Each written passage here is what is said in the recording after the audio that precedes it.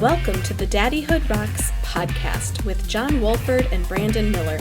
We are here to encourage you, empower you, and strengthen you so you can engage, level up, and have fun being a dad. We are going to have guests, deep conversations, hilarious stories, and insights that will give you the strength you need so you can be the dad you gotta be. And now, here are your hosts, Jon Wolford and Brandon Miller. We are live. Welcome to another episode of the Daddyhood Rocks podcast. We are here live, and we are alive. Jon, how are you feeling? You feel alive? I feel alive. You said the Daddyhood Rocks podcast. You need to add / live show. I don't know. We need to come up with something. We do. Now, okay, so here's what we're going to kick off with. So, Jon, our last week's live episode, you were frozen for the entire time. So that makes me think of Elsa. So, Jon, talk to me about, hi, Kara Christine. We have a fan in the house. Isn't that nice? She's kind of a special case of a fan, too. I mean, she kind of has to be a fan, right? Yes, and she literally is in the house.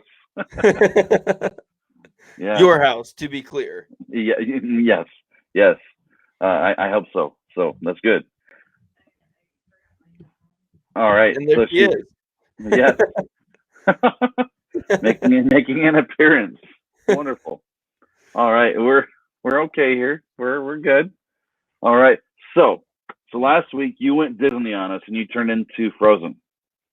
Yes. So let's talk about Disney dads. Disney dads.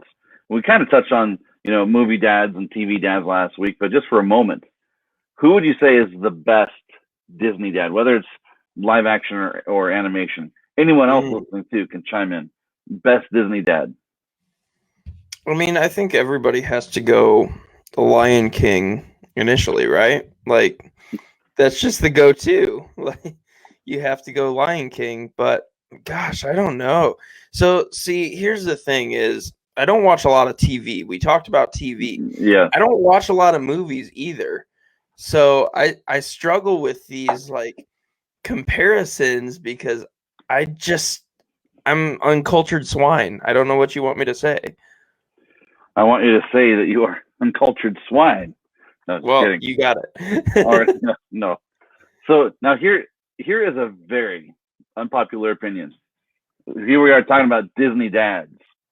Okay, so I'm almost afraid of the backlash of saying this. I am not a fan of The Lion King. Oh, man. I mean, everyone loves it. It just never really sank its teeth into my imagination. So, well, I will pray for you. Hopefully you see the light. You come around. I would hate for you to say such blasphemous words and damn yourself for all eternity. So, because I'm anti-Lion King. Yes. Okay, man. So Kara chimes in with best Disney dad. How about father figure, the troll in Frozen? Ooh. Yeah, those trolls are pretty awesome. All right. The trolls are awesome.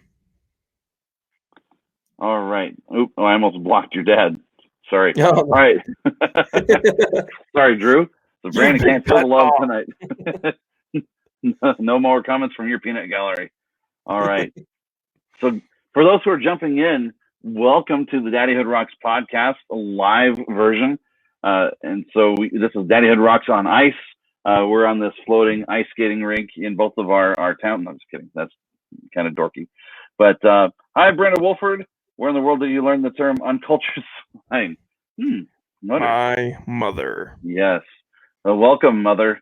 Glad you're here. So we're talking about Disney dads and AKA father figures. Who's the best Disney dad? And that's not the official award for tonight, but just talking about who are some good Disney dads. So let's see. And I can't feel the love, but just not for Lion King. Sorry. I feel so, I feel free being able to get that off my chest. But Well, you still, I just don't know how you could say such a thing. I really don't understand. Now, I will say Geppetto's an interesting one. That is an interesting one. I like that. Marlin's a good one. Gosh, I think of, I am thinking, is it Baloo? Does that sound right? Jungle Book? Yeah, Baloo, yeah. Yeah, okay. That's a good father figure, right? I think so. I mean, maybe, maybe slightly, careless, but not too bad. Geppetto from Pinocchio. I like that one, Dennis. Welcome, glad you're here. And let's see, what are some other good Disney dads? Let's see. I don't know. Let's see. Disney dads are probably why so many. Ooh, Kara has a point. Ooh, Disney dads are probably why so many Disney princesses are the way they are. Ariel? Sounds like a rival podcast in the making. Kara is going to start a podcast on like the Disney princesses of I have no idea. Kara, what kind of podcast are you going to start there? I don't know. We shall see. But okay, so we have some thoughts here. We have Geppetto. We have Marlin from Finding Nemo. So we have a lot of good possibilities. Mufasa from that Lion movie, so forth. So you ain't lying. You ain't lying. That's the main thing. But so John, what are some other things that, just moving away from TV and movies, since that's really not our thing, we've made that clear. We don't watch a lot of movies. We don't watch a lot of TV between the two of us, which is really kind of entertaining. But what are some other just dad topics, John, that are floating around in your head just over the last week or so? Well, I mean, let's face it, I've kind of had an interesting week closing on a house and taking my licensure exam. So, I mean, we can talk about the craziness of just life as it is. How dads are able to handle all these things coming their way. It seems like I'm so distracted by my father's comments. I'm going to turn off the comments because he just keeps going and it doesn't stop. Oh, your dad's awesome. Let him chatter.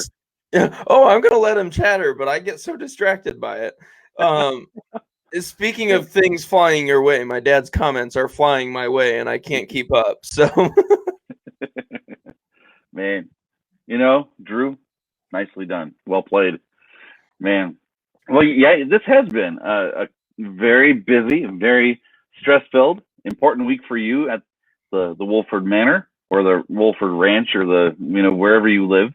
But yeah, I mean, a couple of big things that are unfolding this week. So, as a dad, how did you juggle the stress of that, the actual events, the closing, and then taking the NCLEX exam, but still trying to keep first things first? How did you do it? Very poorly. I mean, we're open and honest on our show, and so let's be open and honest. I've been stressed. I've been short. I've not been A+. Okay, I'm short. I'm just short, but I haven't been A+ dad this week, and so I think as dads we need to focus on. I really shouldn't have turned those comments back on when I saw that there were 3 more comments, because my dad's cracker box comment. I think as dads we need to learn how to handle those situations. And I even messaged you at one point this week. I'm not coping well. I need to cope better, because so for those of you that don't know, the NCLEX, you take your exam and then you have up to 6 weeks before you can even find out your results. And I am stressing. I want my license number. I want to call it good. Life will be good once I get my license number. And it's just that's not how it is. And so I even messaged Brandon this week and I'm like, I need to cope better because, man, I've been short with my wife. I've been short with my kids. It's just been a rough week. And so I think as dads, that's where we can lean on our wives and let them kind of coach us because they have more emotional discipline than we do, I think, as men. We've talked about that before as well. There are single moms, there are single dads, and both, when they're on their A games, when they're on their A games, they are able to get the job done. But when a dad and a mom are tag team champions and they support each other and they parent well, man, that's a thing of beauty. And man, I think that I mean, in life you do what you got to do, and if that means trying to work through and be a single parent, man, that is not easy to do. I've witnessed that with my own eyes, and I talk to single parents all the time. Not easy, but sometimes it's necessary. But I think you're right. There are going to be some weeks where we are not on our A game. We're not A+ dad. Whoever is listening, what are some things that help you when you are not on your A game?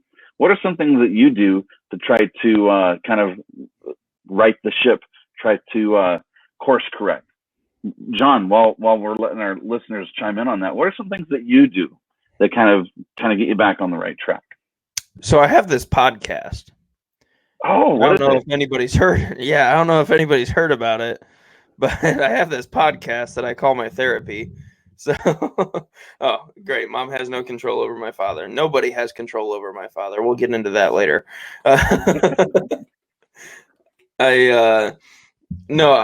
We've talked about it before. Our podcast is therapy for both of us. And in a lot of respects, in different ways, for instance, you get a lot out of the editing and the producing of the podcast, mm-hmm. and I get a lot out of yapping my gums endlessly. And then I do my best to make you laugh all the time because I'm the court jester. Right. Something like that. Yes. All right, big boy.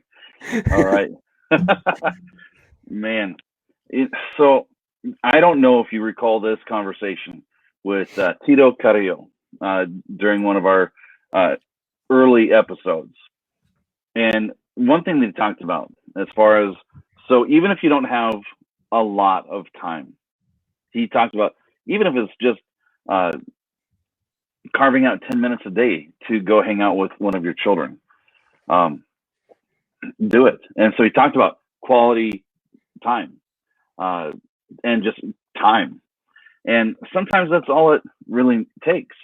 For example, so our youngest, AJ, is 6, and he is so much a shared experience person.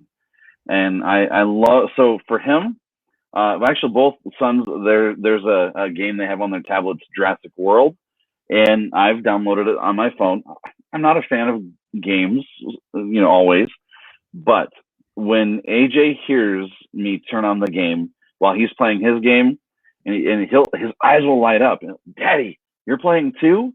And so just the shared experience, that mm-hmm. It's a time thing, and spending time with him, and so that's pretty special. So Jon, even though you said you weren't on your A game this week, what is one thing that you did this week as far as time goes? How do you spend your time with your kids? That was a positive thing this week. You as you were kind of talking about that, my mind flashed back to about 7 hours ago when my oldest stepdaughter yelled from her room. She goes, "Dad," which that's still a work in progress as it is. It was always, Jon, and slowly it's becoming Dad. And so she said, "Dad," and I'm like, okay, she's going to ask me for something because she called me Dad. I know that much. but she said, Dad, will you play dominoes with me? And I'll be honest, neither one of us know how to actually play dominoes.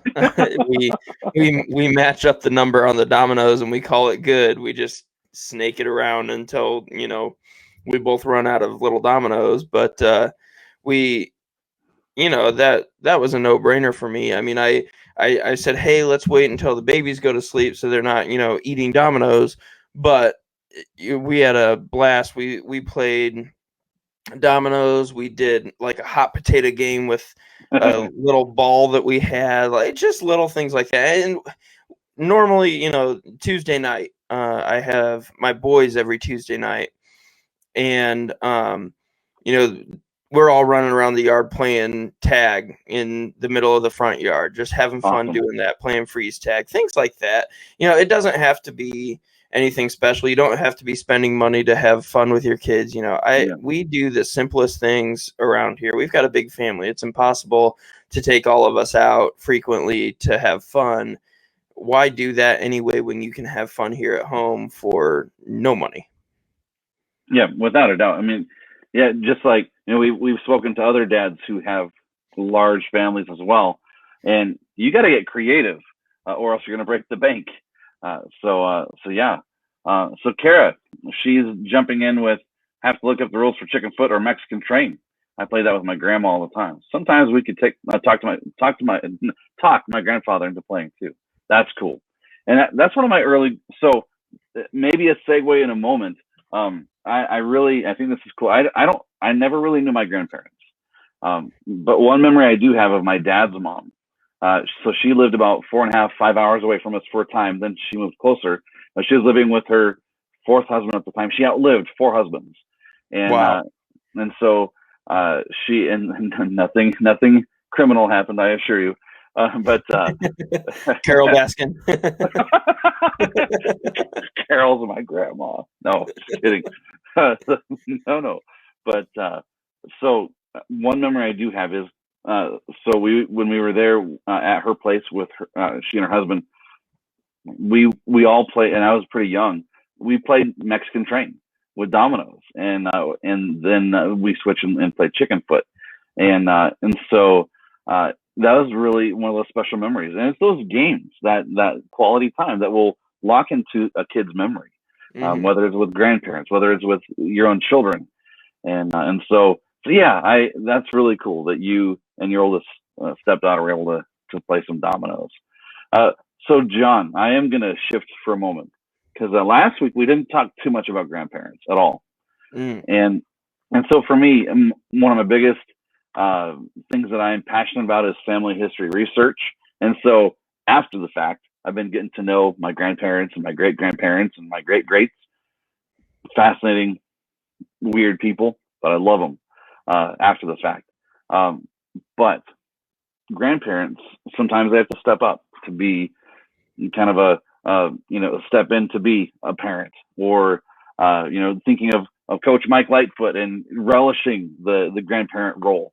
And just grandparents are just amazing people. I'm thinking of my wife's sets of parents and how they interact with our boys.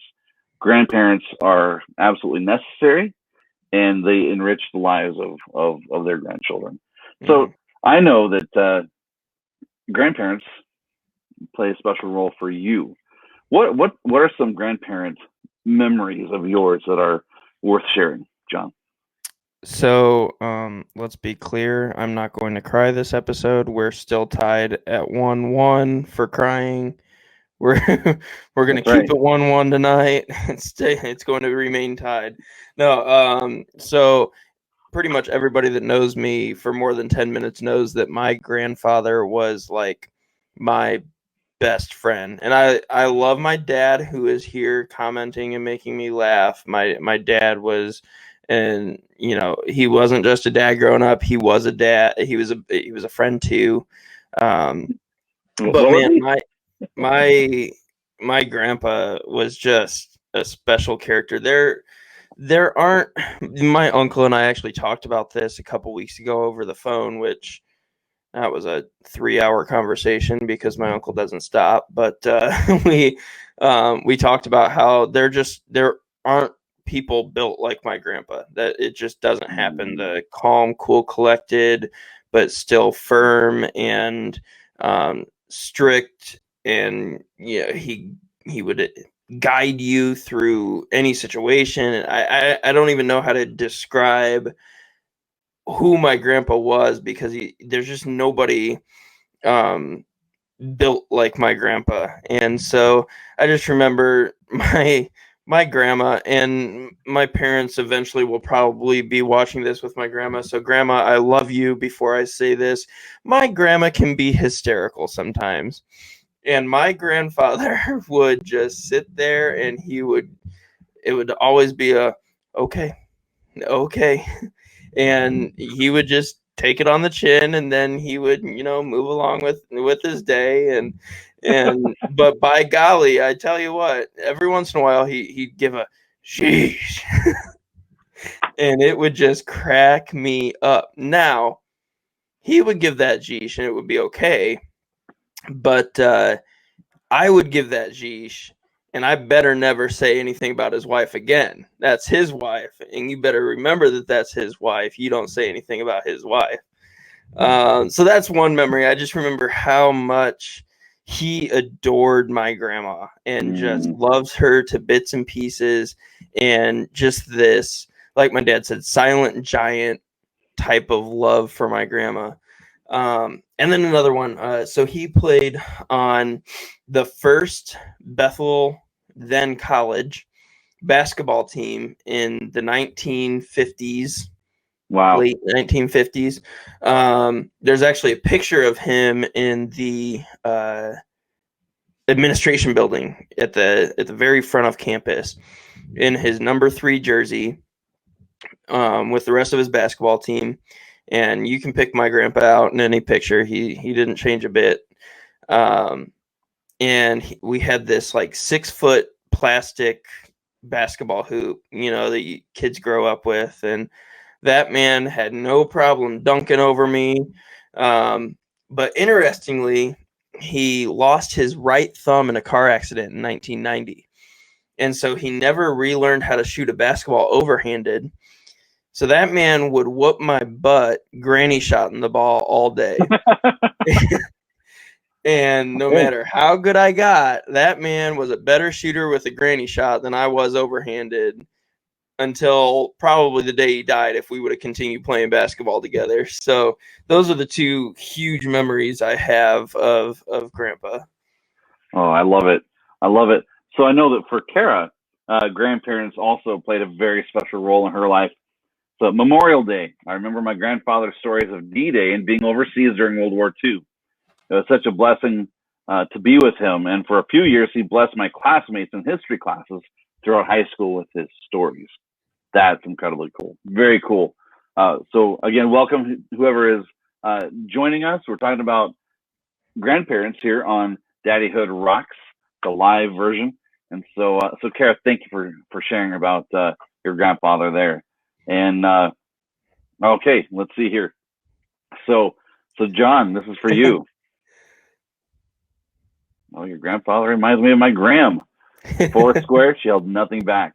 Yeah. Well, to be fair, Kara, I think I never met your gram, but I think you're a lot like her, pretty feisty and competitive. So that's awesome.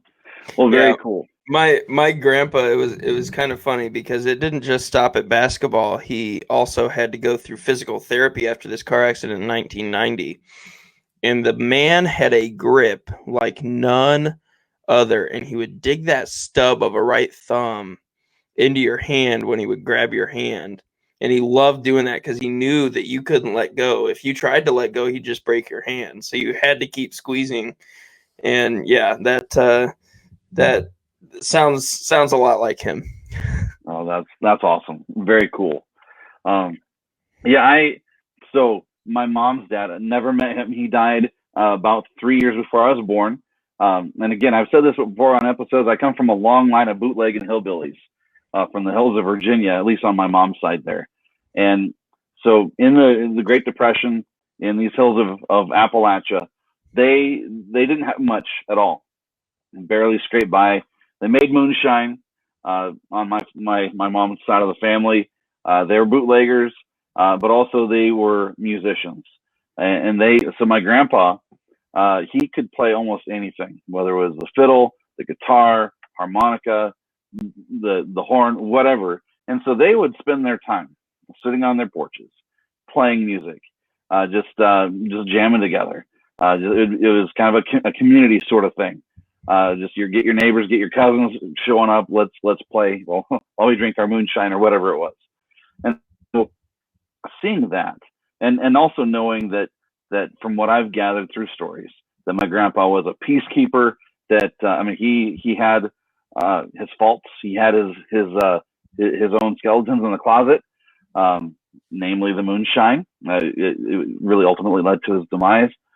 But he was a loving dad, and he loved music. And so my mom, even though she hardly knew her dad, my grandfather, because she was shipped off to Colorado to live with an uncle and an aunt, and that's another story for another time. But my mom grew up being her biggest passion in life was music. She played the piano, she sang, and that comes directly, I think, through just those those music genes that came from those front porches in the hills of Virginia. And so love that music came through that part of my grandparents' line. And then another thing that is really special to me is so if I could, I'm looking out my dining room window, and if I could see, if it was sunlight, I could see my garden. And now I like to garden. Am I good at it? I don't know yet. It remains to be seen. Things are growing, so that's good. But I come on my dad's side. I come from a whole bunch of farmers. My dad, my grandpa, just being able to plant stuff and click their heels 3 times and things grow magically. And so far things are growing. I'm really excited to see what happens with that. But between the gardening, camping, fishing, things that I knew that my grandfather on my dad's side, who also I've never met, being able to kind of carry on that I picked up from my dad. So love honoring my grandfathers kind of after the fact, after they've passed. But any other grandparent stories, John? Yeah, as I try and fix my camera here because it looks like I'm frozen again. You are frozen. Let it go. Let it go. So one thing that I got to witness, both sadly and beautifully, just within the last few months, is the relationship that my wife had with her grandma, largely because of the relationship she had with her grandpa, her husband. First of all, my wife's love of music is huge, and that comes from her grandpa. And at her grandma's funeral, just within the last few months here, they actually played her grandfather singing "His Eye Is on the Sparrow," which is a hymn for those of you that don't know. It's a beautiful hymn, and Chelsea and her grandfather actually sang this together in church previously, and then they played him singing it at her grandmother's funeral. And sorry, I had to keep everybody's name straight there. But being able to see not just Chelsea either, her brother, sister, her cousins, all of them were just, it was like a snap taken back to Grandpa's voice. And it was almost like they could envision Grandpa singing this song, remembering him sing this song. And it's a sad time because Grandma's gone, and that's kind of the last piece, obviously, of her, but also of him too, that remained. But being able to see and sit with all these cousins who were just instantly snapped back to 15 years ago, where Grandpa's singing this song, it was just such a it was a really neat opportunity to be there for that little moment in time where everybody just remember, oh yeah, that's Grandpa's voice. Oh, that's beautiful. I love that. Thank you for sharing that, John. Talking about grandparents. Now, one thing, so obviously I won't go into many details at all, but I speak to lots of people about relationships of all sorts. And speaking to a young man about a relationship that is supposed to be important, and that's with his dad. And just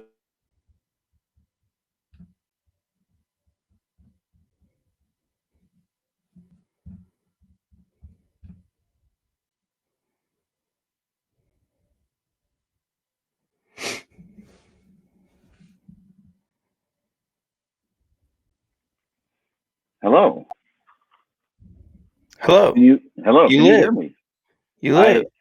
I'm alive. Wonderful. I froze. Hey, Dennis Day, DDJ is in the house. All right. So Jon, I can't see you, but can you hear and see me? I can hear and see you. Can you hear and see and not see me? No, I can see you. No, I mean, no, I can hear you, but I can't see. But that's okay. So I'll just imagine your beautiful face, and I'll laugh, and I mean, then we'll go on. Yes, definitely laugh. Thank you. So this conversation I had was really eye opening. The bottom line story is this: it's important to hug your kids. The last time that this young man remembered hugging his dad was when he left for college. Prior to that, he didn't remember the last time his dad hugged him, and that really broke my heart thinking of that. And you know, dads and sons, dads and daughters will have different types of relationships, different levels of affection, and I get that for sure. But I'd say this: as a dad, even if you are not an overly affectionate individual, and don't forget to hug your kids. That we're meant for human connection and physical connection as well. So not just a you know, kind of a polite little, you know, side hug or whatever. Man, give your kids hugs. Let them know that you are there and that they belong with you and that they're safe.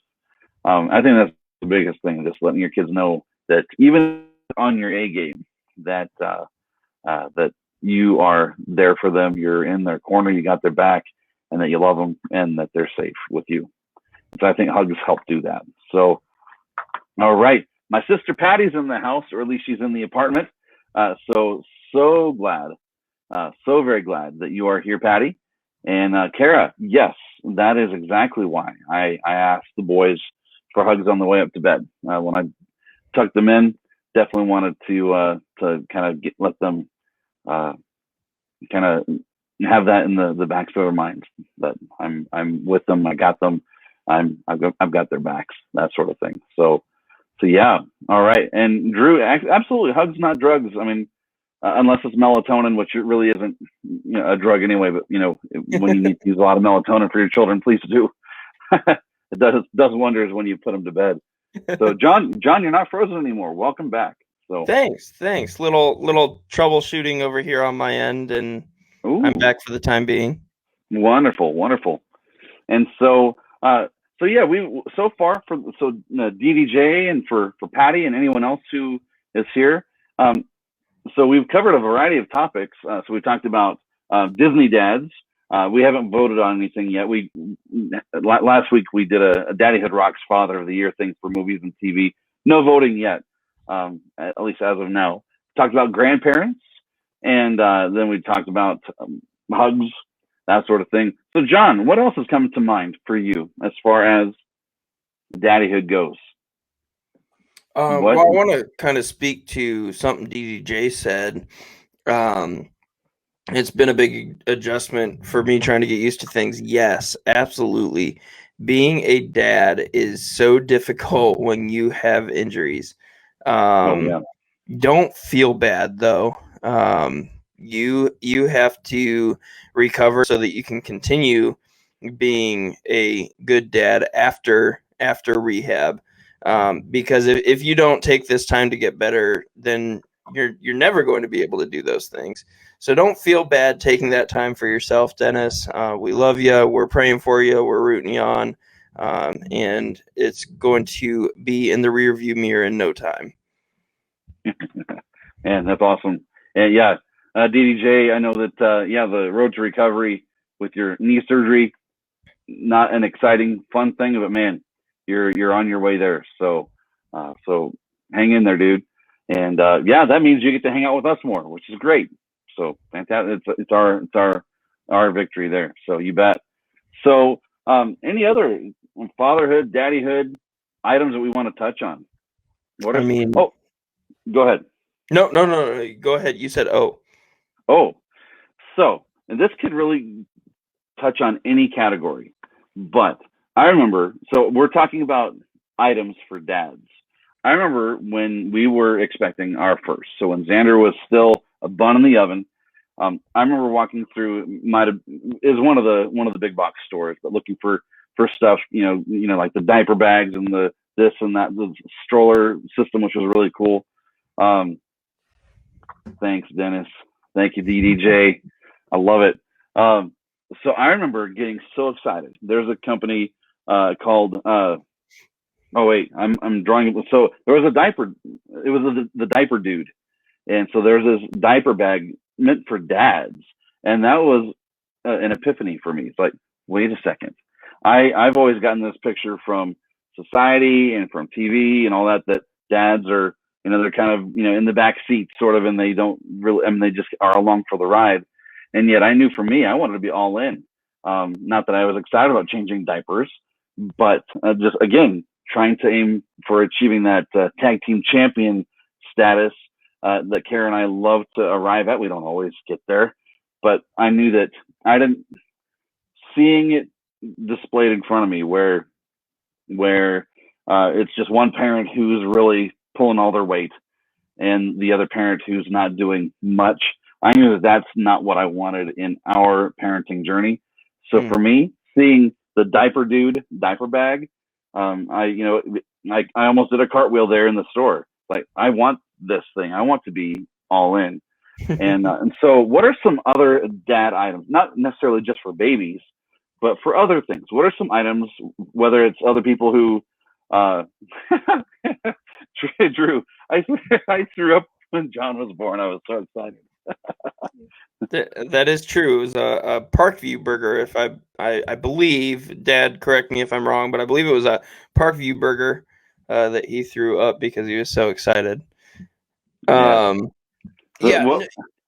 some other items that have made daddyhood easier or better or more enjoyable for you?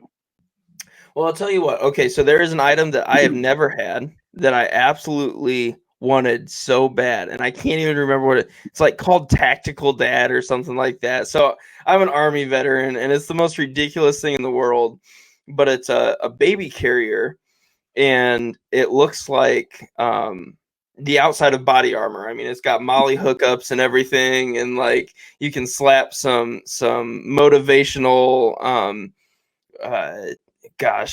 Velcro patches on it, and like it's the most ridiculous thing. But I always wanted one of those tactical baby carriers because I could just imagine myself hanging like hand sanitizer from it and a sippy cup from it, and all this stuff, just carrying it around with the baby inside.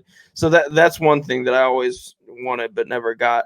But one thing that I absolutely love is boogie wipes. They are wipes specifically for babies' boogers, and they are the best things in the world. They work great.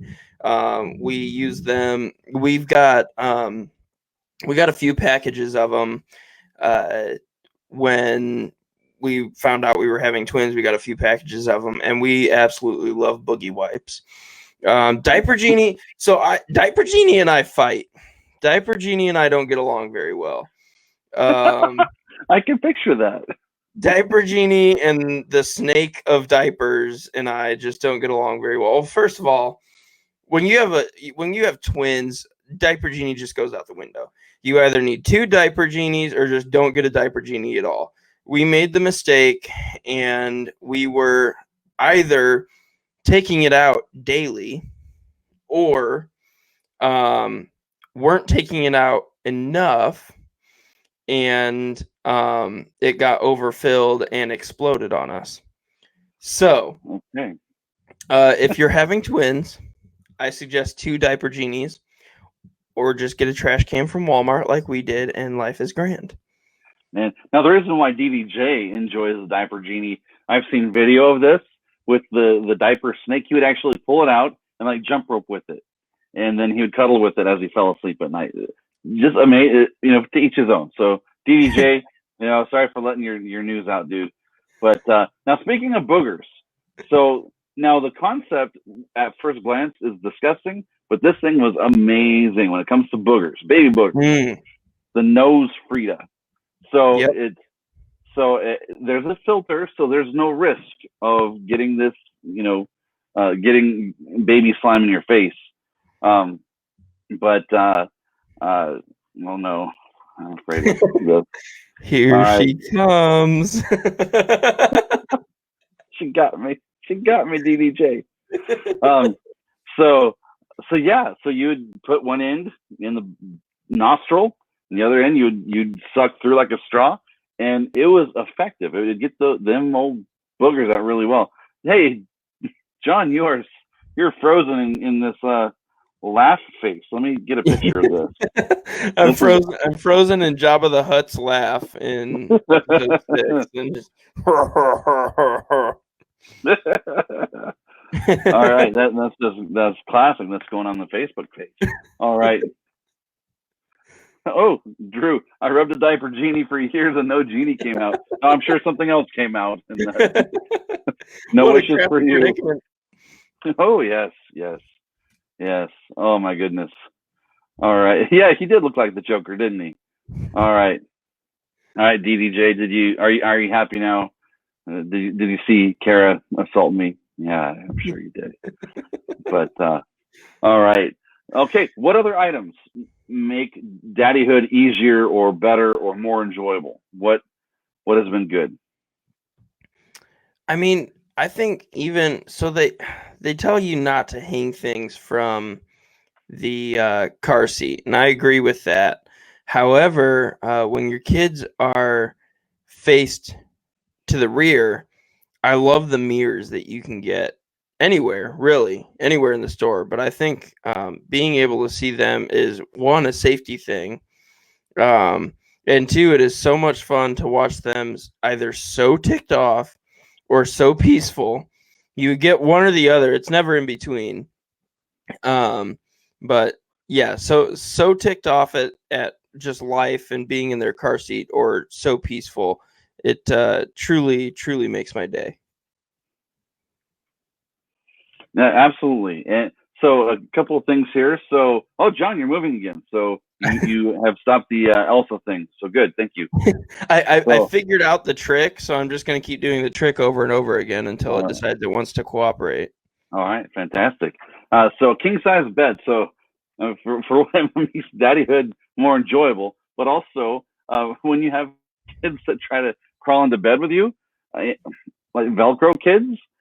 So here's what we've done, because we've put our foot down several different times, and just especially during COVID, it's been really hard to when there's deep heartfelt difficulties for our boys, and so when they want to sleep in our room, we want to make it work out for everybody. So we got 2 of our camping cots out, and for a while that worked really well, but then our oldest Xander really wanted to become Velcro son, and so I can't imagine not having a king size bed, because I flop when I sleep. I mean, I'm all over the place, and so if we had a queen size, more than likely I'd be on the floor, or Xander would be a pancake.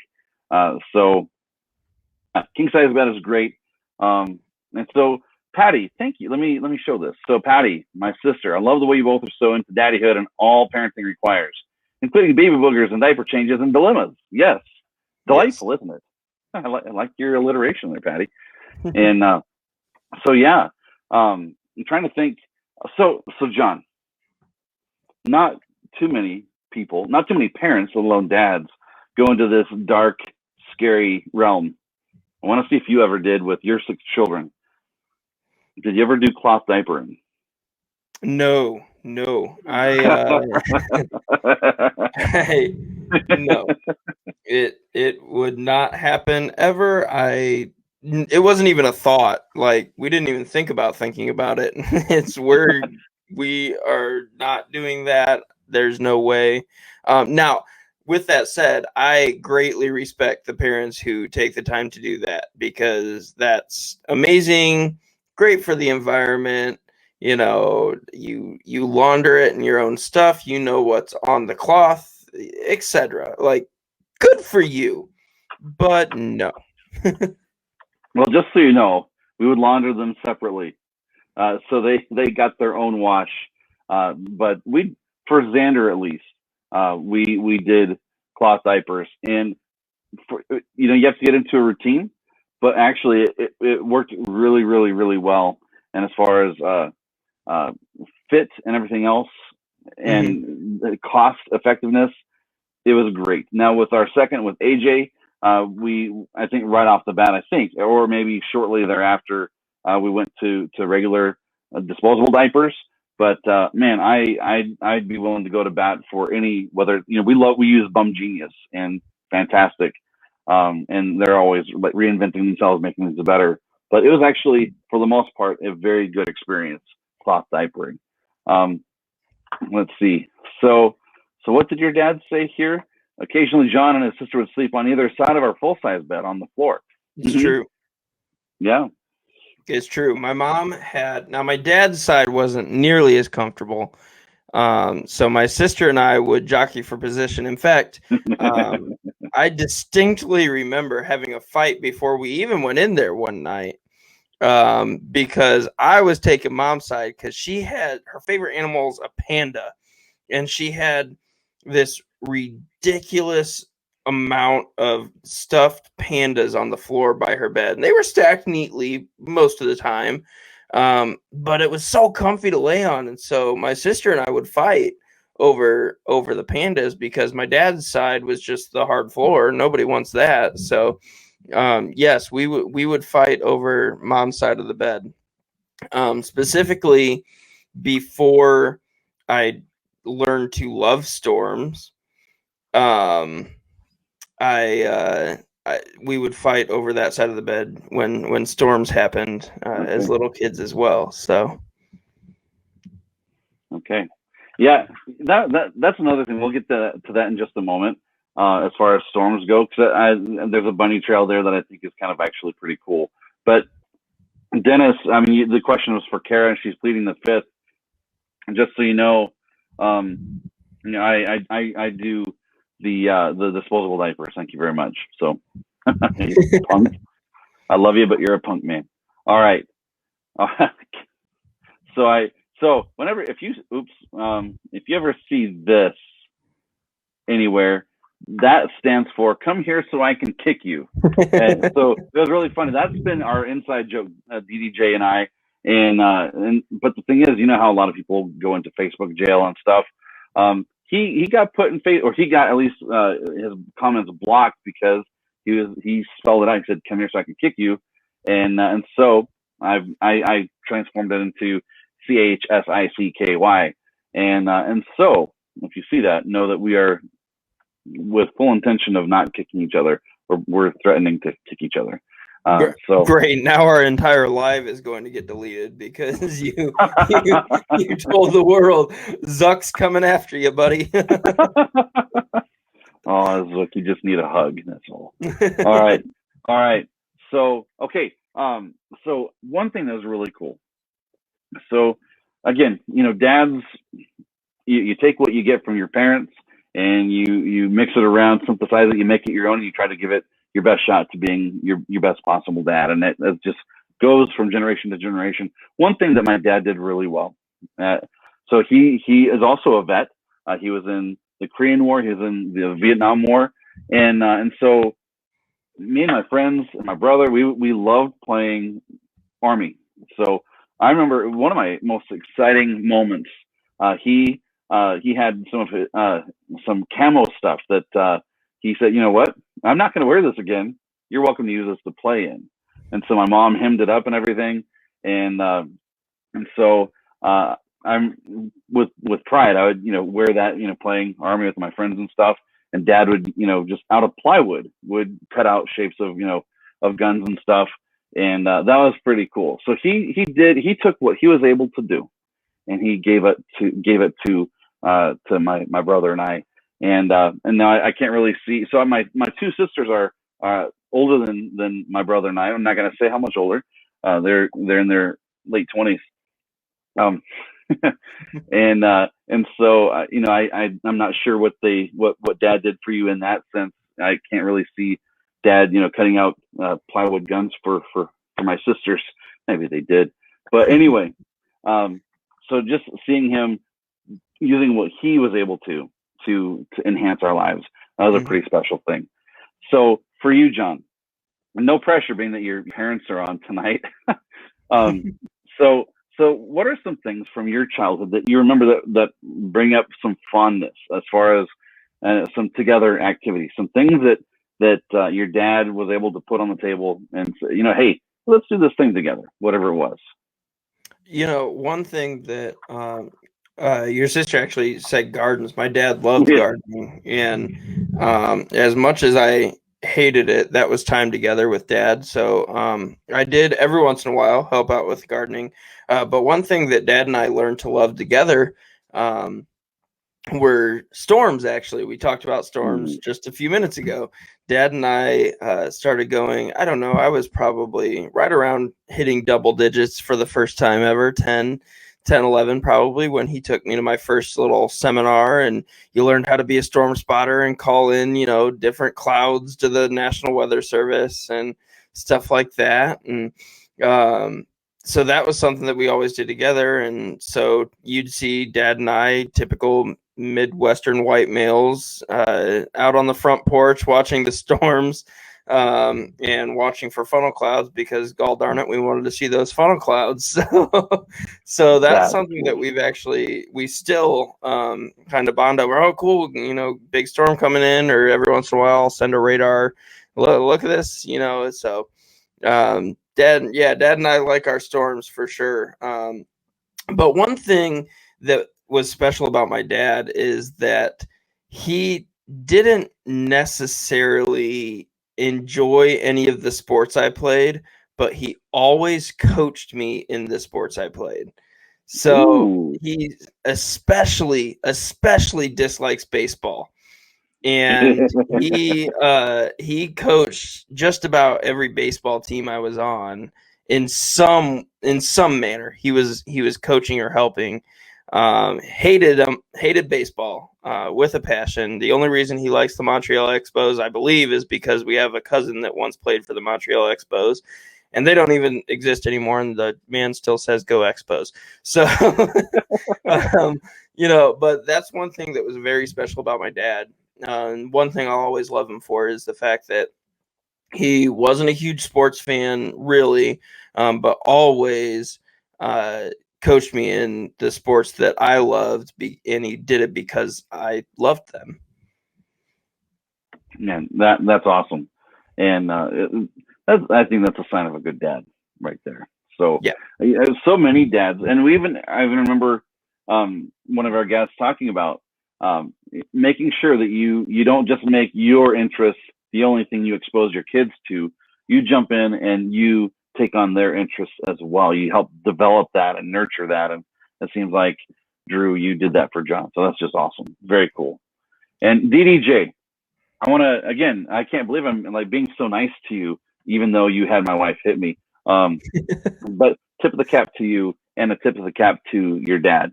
And I know that his passing was super, super hard for you, dude. And not an easy thing at all. But I love how you share here. My dad used to take me to see my first few WWF shows. And that's one of the biggest things. That's one of your biggest passions. That's why you have your podcast and so forth.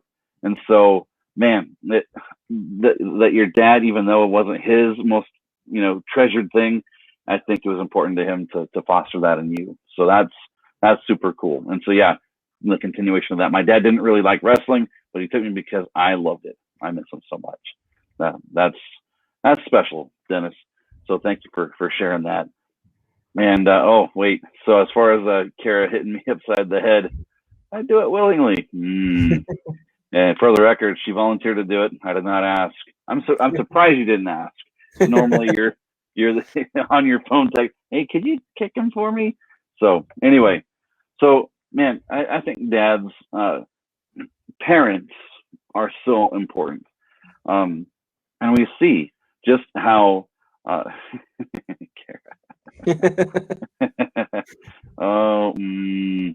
have words.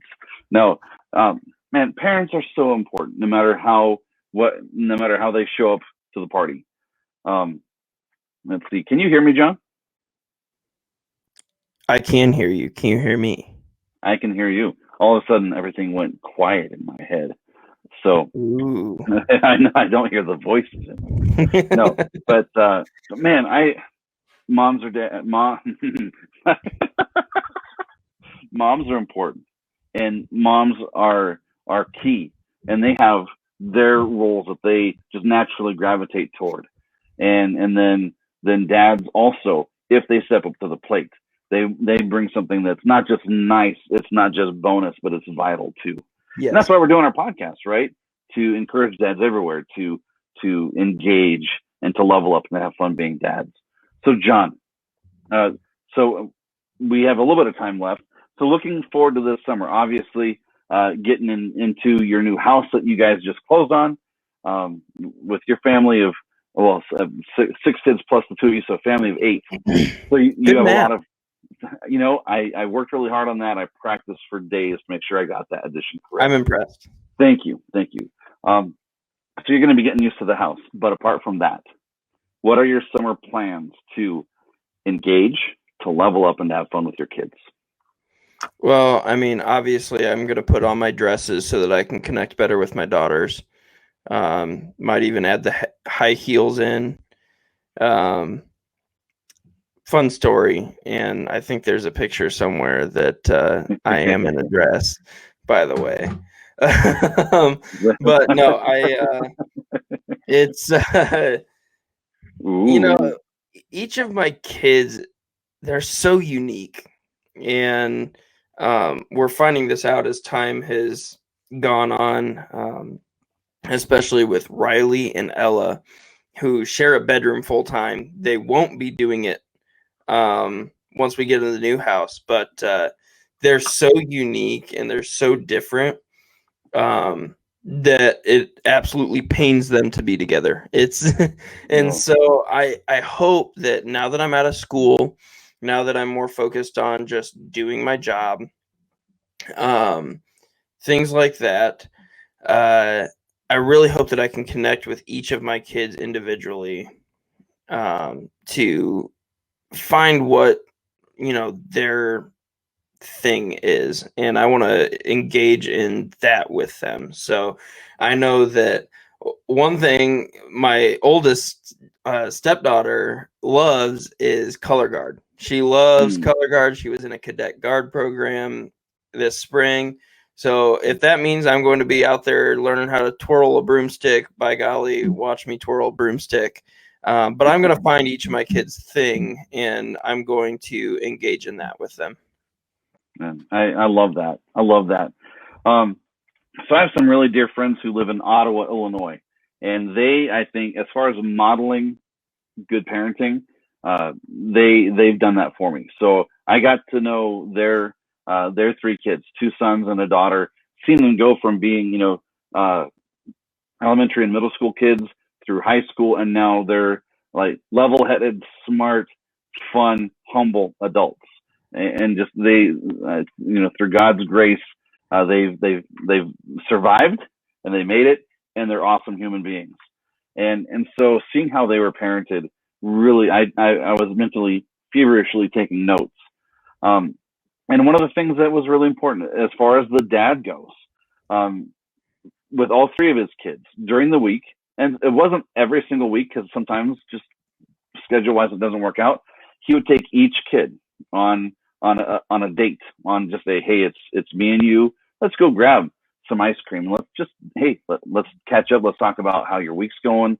What are some victories? What are some things that are difficult right now? What are some things ahead on your radar that might be looming?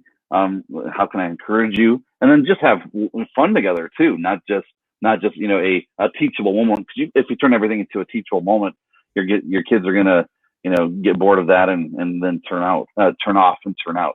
So having fun, leveling up and engaging. And so I've not so much, a little bit here during COVID Palooza, but prior to COVID, I was better at, grabbing one of our sons and, hey, let's go grab McDonald's and let's go sit somewhere and just chat and have some fun. Let's just talk about some stuff. And they literally and figuratively ate it up, just having that one-on-one attention, and then just being able to talk through things and knowing that I have to work really hard, because sometimes, I respond with knee-jerk reaction to things, but working really hard to be a safe place. Because if they say something that is even remotely shocking or frustrating, it's so easy for them to catch that and to make that decision in their head. You know what? Dad is going to overreact when I share something that's a little iffy. And so, you know what? I'm not going to share anymore. And so making that decision right from the get-go, you know what? The good, the bad, and the ugly, share it. And I want to sit in it with you, and let's talk through it. And so I think I've begun that in different phases with my two sons, and I would love to continue on with that. Absolutely. Now, for those who have more children, that could spend, that could take a lot of time during a week. So it might have to be like a bi-weekly thing. I don't know, but certainly well worth putting into your daily your weekly or bi-weekly schedule for sure. Yeah, I mean, and one thing that my wife actually suggested that I think we will be doing, regardless of just separate from just a daddyhood time, my wife suggested, hey, let's have one kid stay up an hour past bedtime during the summer, and they get that hour with us, and we can do whatever they want. We can watch part of a movie, we can play a game, whatever. But let's spend that time and give them that time with us. And so I think that is happening no matter what. But from a daddyhood standpoint, I want to engage deeper, and I want to find, their thing. My boys, I know it's probably going to be Legos, but I'm going to dive into that, feet first, and we're going to have a blast with Legos. So literally feet first, that's dangerous. That is very dangerous, but I'm going to do it. That's cool. Well, very good. Man, so now, do you all camp? We don't. Now, I love camping. I have always loved camping. I was a Boy Scout for a while. That's a separate story. But I love camping. I hope that my family, I can take them out more and get them out into nature, because I think there's just so much there to explore and so many great lessons to be learned in nature. Yeah, absolutely. And that's another thing that, so I know that my grandpa, whom I never met, would take his children, including my dad. They would go camping. And so that early on became something important to my dad. And that's one thing, while I was growing up, we'd go camping a lot as a family. And so then that's why I think that's one of my number one favorite things in all the world to do, is to go camping. And the fact that our sons love camping makes me so happy that that's been passed down through a handful of generations there. So, Kara has a suggestion. There we go. Daddyhood Rocks camping trip. Yes. I mean, I'm down. Yeah, dude, we got to get that figured out. I think that would be an absolute blast. So Daddyhood Rocks, again, we are barreling towards Father's Day, and going to close up shop for season 1, and then figure out how to make this train even faster and sleeker and smoother and just more enjoyable. Going to improve things for season 2, and it's just going to be a wonderful season 2 as we get ready for that one. So John, it's been an hour and 5 minutes. Any other thoughts or comments or anything you want to throw on the table before we gently bring this thing to a close? I wish I had some, but I think it's been such a fun hour and 5 minutes or so.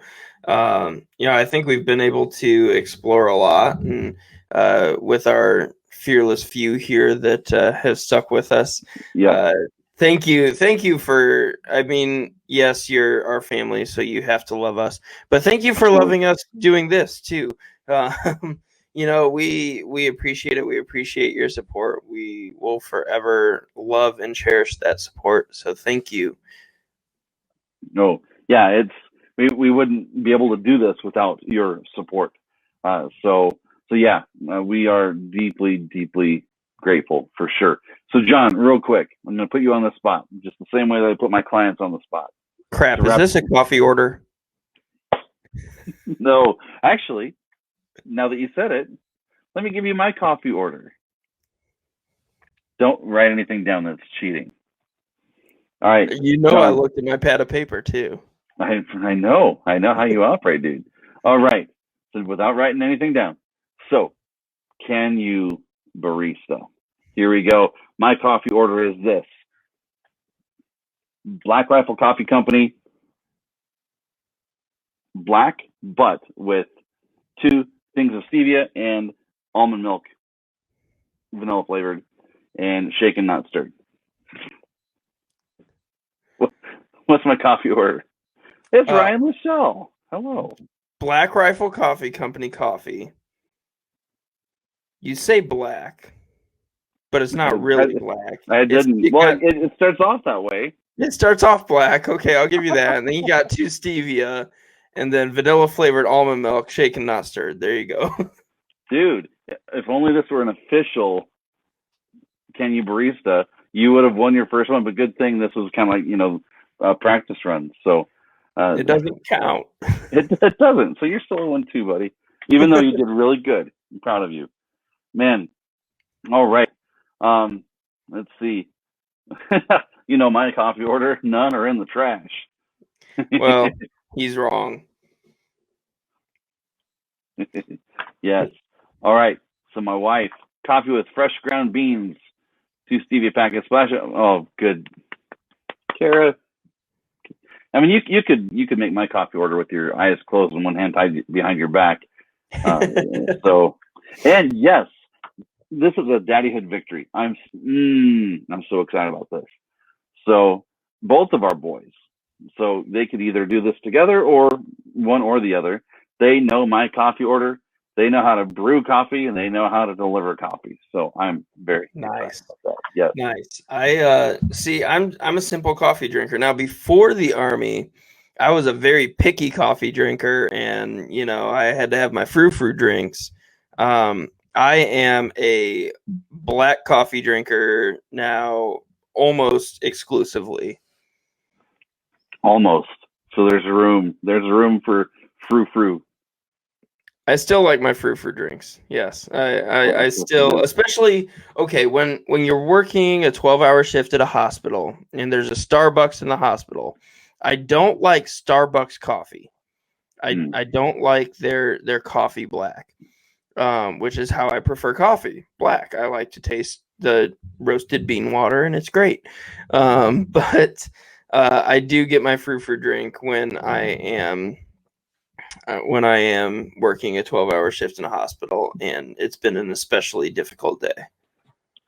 And I won't give you too much grief for that. So Ryan, Lachelle, I know my wife's order. So go ahead and type it in just real quick. What is your wife's coffee order? Go for it. 10 seconds. 10, 9, 8, 64, 7, 6, 5, 73, 4, 3. Caramel macchiato. Okay. Nicely done. Barely beat the buzzer. Nicely done. All right. So the pressure's on. What's my order, Brandon? Black coffee, but with the an occasional, whether it's a stevia packet or a frou-frou drink. But 9 times out of 10, it's going to just be black coffee. Black and lovely. All right.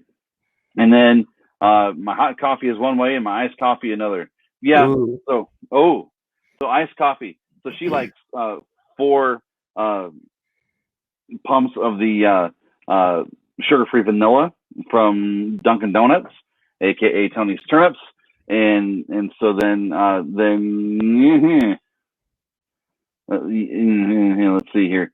So I know it's the 4 sugar-free vanilla, and there's a couple of other things thrown in there too, including coffee. Including coffee. Including coffee. Yes. All right. Cold shaken espresso. No, so this is my father and his coffee genius. I think what he's speaking of is an iced Americano, which is typically what my mom gets. I think. I could be wrong. I think that's where he's going with that. Oat milk. That's too much for me, Kara. I love you, but that's too much of my coffee. It's good though. You should try that, dude. And you claim to do a frou-frou drink once in a while. Come on. Once in a while, I do a frou-frou, but it's rarely a cold frou-frou drink. Rarely a cold frou-frou drink. Now, I will say, my wife loves her. Oh gosh, what is it? Pink drink from Starbucks, I think is what it's called. She loves that, and I was pleasantly surprised by the Starbucks pink drink one day. I did try it. So, John Frou-Frou Wolford, yes, that iced shaken espresso. That is a thing. Okay. Mom says iced shaken espresso is a thing. My dad got it right. By golly, I had no idea that was a thing. So forgive me, Father, for I have sinned. I did not know that was a thing. So iced shaken espresso. All right. So Ryan does not like cold coffee. You do a green. You know what? I love green tea matcha. That's good stuff. So that's good. Yeah. That's good. All right. Well, fantastic. So yeah, I think kind of based on some of the inspiration from last week, when we are able to, it'd be so fun to do like an actual, whether we're together or virtual, but still with actual ingredients, doing a can you barista thing, and so seeing if we can get that accurate. So yeah, I think that'd be a blast. So alrighty, gents, Norco is kicking in, so I think I'm going to bed. Night, guys. DDJ, have a great night. I hope you're able to rest well, especially with being on drugs. I have Narcan. I mean, we can pep him right back up if he wants. Poor Dennis. Oh man, but dude, thank you for joining us again, and just keep on healing well, and don't be kicking too many people, especially me. And take care of yourself, dude. All right. So let's see. He only knows because I've gotten one 3 times in the past week. Ooh, fighting words. I heard her order it 3 times a day. 3 times a day, 3 times a week. 3 times a week, 3 times a day. It's knowing my mom though. Mom, I love you. Knowing my mom, I could see her walking around the house going, "Oh, I really want an ice shaken espresso." I could just see that. So both could be true. Simultaneously. All right. Well, that's funny. Or you know what? One possibility is she could be like giving this order to your dad. So she's ordering it 3 times a day, and then finally she gives up because he doesn't get it for her. So then she calls in herself and orders it. I have no idea. I'm just guessing. But I mean, you're not wrong. See, there we go. Ooh. Let's see, Ryan. Drew over my wife would order 20 times a day if she could. I need stock in Starbucks. You don't want stock in Starbucks. Starbucks stock isn't great right now. Man, yeah, we've been waiting for that. That's for sure. He's got jokes, folks. That's right. Is that grounds for divorce? I don't know. Oh man, you're brewing up some good ones. Yeah, absolutely. Just stirring the pot, dude. I love seeing that mean mug. Thank you. Man. Hey, so John, so to end things for tonight. So yes, I have been brewing that one for a while, actually. Thank you, Brenda. So for those who have not really watched our non-live episodes, our recorded episodes, usually we'll do some sort of really hokey award for each other, alternating. And John, thinking back through this week. I'll filter your comments. Yes. I'm a basket case. That's right. All right. So John, you get the Superman award. I'm trying to coordinate myself. Yes. So John, this week there were not just one big thing, but two big things on your shoulders. And I know I got front row seats to the stress level of that, but you were still able to step up to the plate, close on a house, a dream of yours, a way of you and your family providing for your kids, long term calling a place your home. And we're still waiting on the results of your the NCLEX exam, but you faced your fears. You went and took the test, and there's a glimmer of hope that that's going to go well. But dude, you get the Superman award for this week. And yeah, there you go. I'm so uncoordinated. Okay. So yeah, you're this is the Man of Steel award for you this week. You are truly the Man of Steel, and I appreciate you, dude. So any last words before we bring this thing to a screeching halt? I'd like to thank the Academy. No, I appreciate it. It has been an interesting week, and really this whole process, the whole podcast process, is just been back to back, like stressful events in life. So I'm thankful that I've got my brother there for me, named Brandon. If you guys didn't catch that one, I mean we have Ryan and my dad in the building, so it's iffy. No, if I'm thankful to have you there for me, and I don't know what tights my dad's talking about. Oh yes, very special mental picture. At least it's not.